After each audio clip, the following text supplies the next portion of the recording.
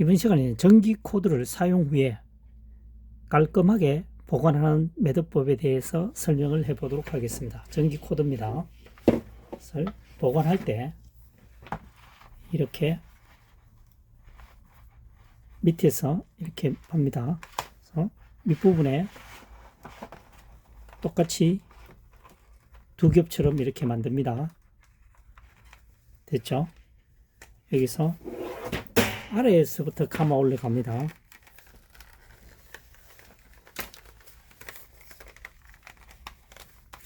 아래에서 감아서 이 부분을 집어넣고, 굉장히 이게 뻣뻣하기 때문에 지금 잘 안 되고 있죠. 그래서 당겨주면 되겠습니다. 부드러우면 탁 밀착이 되는데 뻣뻣하기 때문에 좀 뭔가 부자연스러워 보입니다. 어쨌든 지금 현지에서는 코드 묶는 방법에 대해서 설명하고 있습니다. 자, 코드 끝부분에 접었죠. 윗부분에도 똑같이 두 겹으로 만들었습니다. 그래서 아랫부분에서 감아 올라갑니다. 아랫부분에서 감아서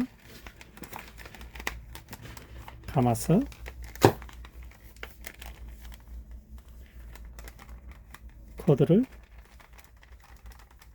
집어넣습니다. 집어넣고 이 아랫부분을 당긴다는 거죠. 매듭이 완성이 되겠습니다. 내용은 아시겠죠? 무슨 얘기인지.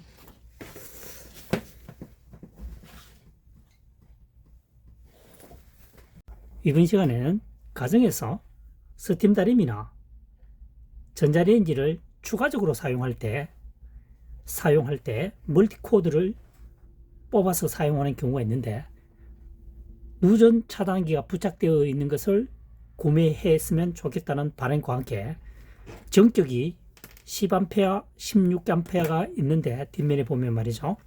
뒷면에 16A를 선택하는 것이 굉장히 안전에 도움이 된다는 얘기를 하고 싶습니다.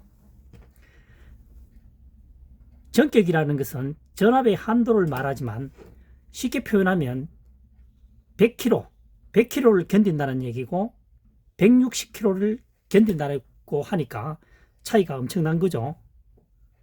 60%가 더 전압이 강하다는 거죠. 그래서 16A 사용된 것을 선택하시고, 그 다음 누전 차단기가 있는 것을 구매하시면 좋겠다는 얘기죠. 안전에 도움을 주기 위해서 말이죠. 그래서 보면 꺼짐 차단인데, 얼핏 생각하면 차단기라고 오해할 수도 있습니다.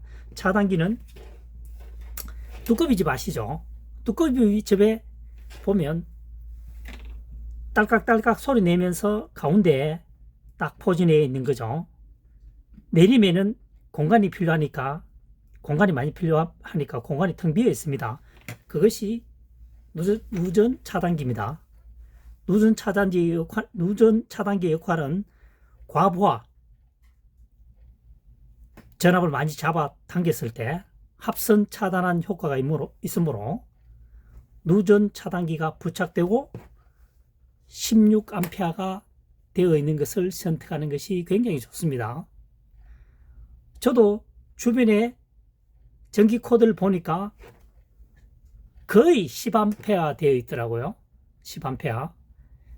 일반 소비자들은 10A, 16A 관심 별로 없죠.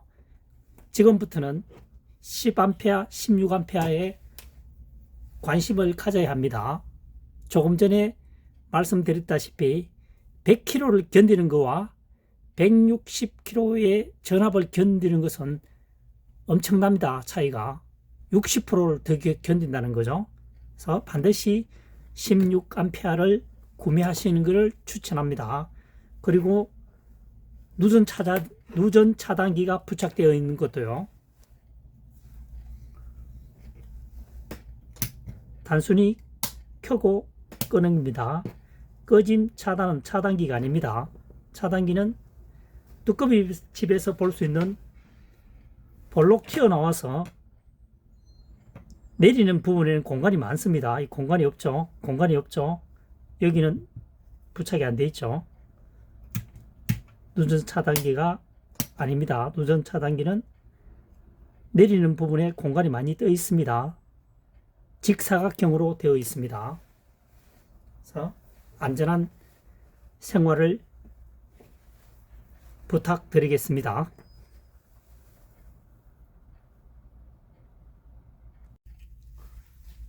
이번 시간에는 전기 코드선을 설치했을 때 잘 빠지지 않는 최고의 선택 방법 중에 하나를 설명해 보도록 하겠습니다. 전기 코드를 분해해서 풀어냅니다. 풀어내고 전기선을 이제 여기다가 부착을 하려고 그러는 거죠. 이 로프를 전기선이라 가정하고 설명해 보겠습니다. 짧은 전기선을 위에 얹고요. 반대편에는 짧은 전기선을 아래에 놓습니다. 아래에 놓고 두 개의 전기선을 오른쪽에 있는 것을 아래로 가게 합니다. 그래서 위에 있는 전기선을 밑에서 위로 끄집어 올리고 밑에 있는 전기선은 위에서 아래로 끄집어 넣습니다. 그럼 이렇게 되겠죠.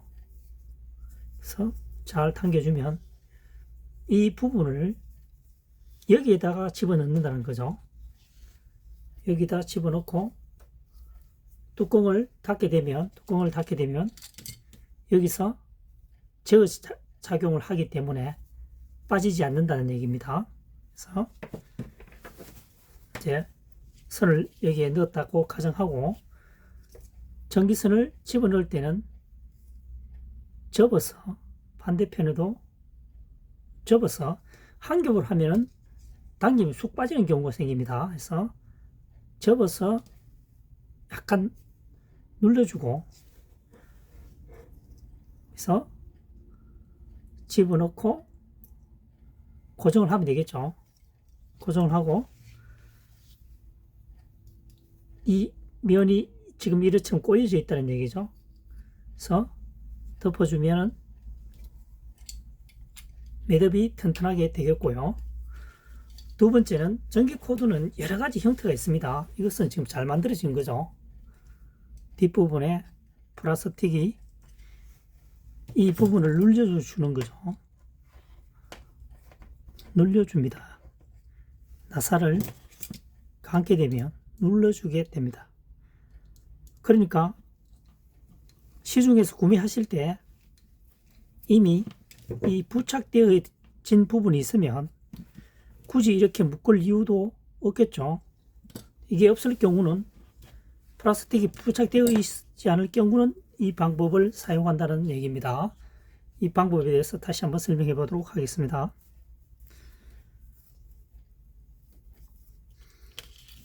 자, 전기선을 오른쪽은 위로 올라오게 합니다. 짧은 선을 위로 올라오게 하고 아랫부분은 하나는 위니까 반대편은 아래쪽입니다. 전기선입니다. 이 두 개를 겹쳐서 위에 있는 것은 밑에서 위로 당깁니다. 반대편에 있는 전기선은 위에서 아래로 당기면 제각기 끝이 다르게 나오죠. 부분을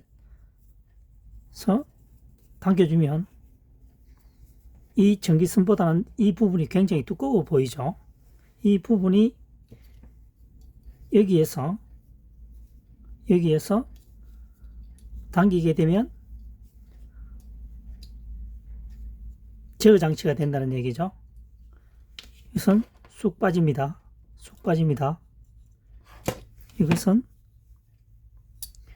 잠금 장치 역할을 해주기 때문에 쉽게 빠지지는 않고 줄을 터질 수는 있겠죠. 이것은 전기선이 쑥 빠질 수가 있습니다. 당기게 되면 차이점이 큽니다. 그래서 조금 전에 설명했다시피 전기 코드선을 시중에서 구입할 경우가 발생하면 플라스틱이 잠금 장치가 있는 것을 구매하면 작업하기가 훨씬 유리하겠죠. 굳이 이 복잡한 절차를 밟지 않아도 되니까요. 플라스틱에 잠금 장치가 있는 것을 구매하는 것을 적극 추천하고요. 조금 전에 얘기했다시피 이 전기선을 구멍 속에 넣을 때는 접어서 약간 꼬운 상태에서 넣어주고 고정시키면 쉽게 빠지지 않죠. 그냥 일자로 넣게 되면 압착이 덜 되기 때문에 저항력이 적기 때문에 쑥 빠질 수가 있겠죠. 그래서 접는 부분은 저항력을 높여주기 위해서 작업을 한다는 얘기가 되겠습니다. 이번 시간엔 와이어를 사용해서 고무호수 클램프 매듭에 대해서 설명을 해 보겠습니다.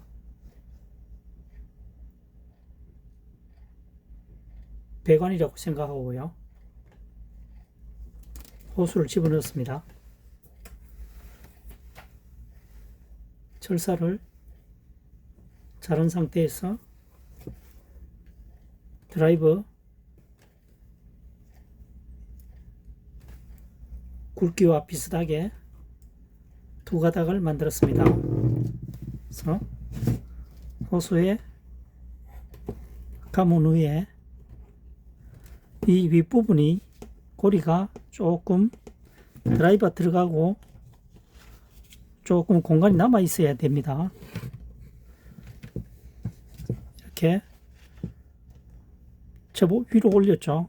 이 상태에서 감아줍니다. 감아주면 되겠습니다. 최소 2, 3회 정도는 감아줍니다.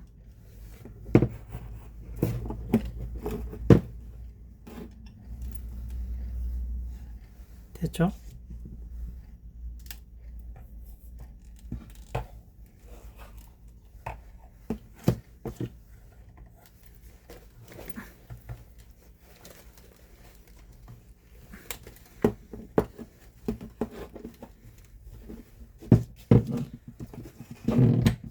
다시 한번 설명해 보겠습니다.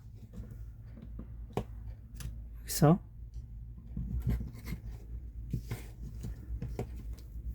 집어넣고 뒤편으로 보냅니다. 뒤편으로 보내고 이 와이어를 최대한 똑바르게 해야 되겠죠. 이렇게 그래서 넣은 상태에서 감아서 위로 올리고 회전을 해주면 되겠습니다. 뒤틀리는데 이렇게 되면 되겠습니다. 억지로 돌리면 줄이 터지기 때문에 적당한 선에서 멈춥니다. 잘라주면 되겠죠. 잘라주면 되겠습니다.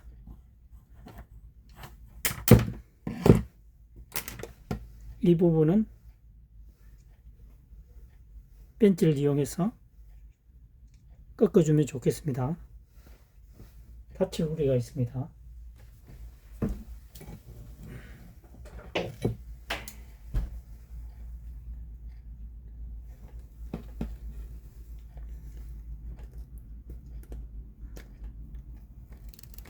됐죠? 마무리가 되겠습니다.